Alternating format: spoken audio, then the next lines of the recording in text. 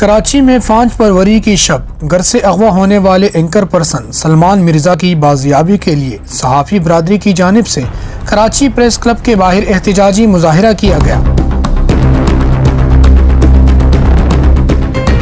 جس میں سلمان مرزا کے بزرگ والد اور دیگر اہل خانہ بھی شریک ہوئے۔ احتجاج میں قانون نافذ کرنے والے اداروں کو پیر تک کا الٹیمیٹم دیتے ہوئے سلمان مرزا کی باحفاظت بازیابی کا مطالبہ کیا گیا۔ Karachi union of journalist ad hoc committee اور اینکرز کلب کی اپیل پر ہفتے کی شام مظاہرہ کیا گیا، جس میں صحافی برادری کی کثیر تعداد نے شرکت کی۔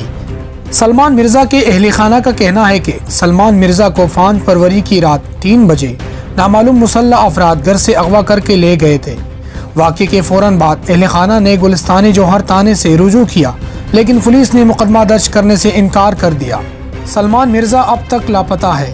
احتجاجی مظاہرے میں صدر Karachi press club Saeed Sarbazi, senior صحافی رکن FUJ/FIC Javed Chaudhry, chairman Karachi union of journalist ad hoc committee Muhammad Imtiaz Khan Faran و اراکین مقصود یوسفی، نصیر احمد، عارف بلوچ، بانی اینکرز کلب، اختر شاہین رنگ، طاہر حسین خان و دیگر نے اظہار خیال کیا۔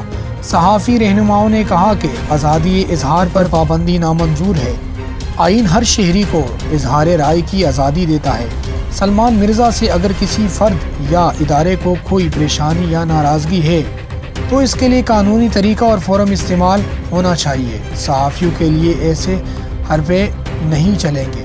کیمرہ مین عدنان کے ساتھ نعمت اللہ خان، دور ٹوک نیوز، کراچی۔